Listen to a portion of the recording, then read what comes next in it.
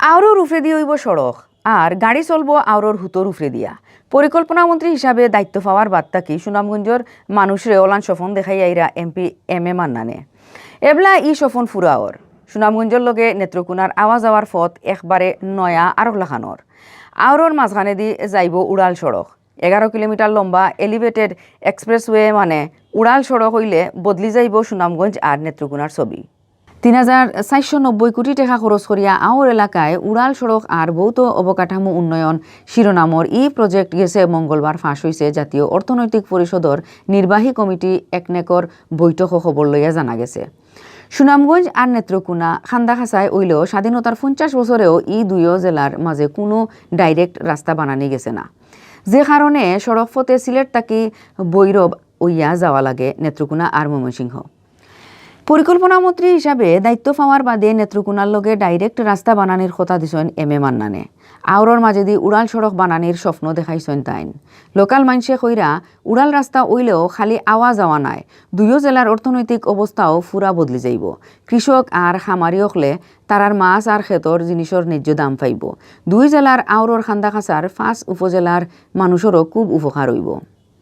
ইনো সামাজিক আর অর্থনৈতিক পরিবেশ হইব আরও আধুনিক।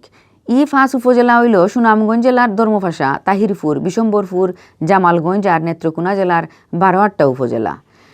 পরিকল্পনা কমিশন থেকে জানা গেছে উড়াল সড়ক বানানির প্রজেক্ট দিয়া 97.86 কিলোমিটার অল সিজন উপজেলা সড়ক আর 20.27 কিলোমিটার ইউনিয়ন সড়ক বানানি হইব।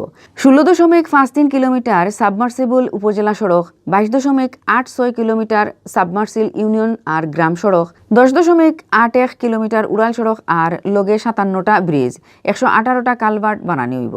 এক্সপার্ট হকলে কইসন 2026 ইংরেজির ভিতরে প্রস্তাব করার উড়াল সড়কে দিয়ে গাড়িগুড়া চলা সম্ভব। ই প্রজেক্ট ওই গেলে ফতি ফিরা বারিশার সময় বোধ ক্ষেতর জমি ফানিত বুড়ি যাওয়া আর আওরর আশপাশের এলাকায় গুণ নাইও আতাকি বাঁচব। প্রজেক্টর প্লেনও দেখা গেছে খুব বড় ই আওর এলাকার সুন্দর পর্যটক সকলর দেখার লাগি উড়াল সড়কর দুইও খান্দাবাই দি 6-7টা টাওয়ার বানাইয়াও দেওয়া হইব। পরিকল্পনা মন্ত্রী এম মান্নানে কইসেন সুনামগঞ্জ আর নেত্রকোনা জেলা খান্দা তৈলেও ডাইরেক্ট কোনো সড়ক পথ নাই। এখন ই প্রজেক্ট আতলোয়া হইছে।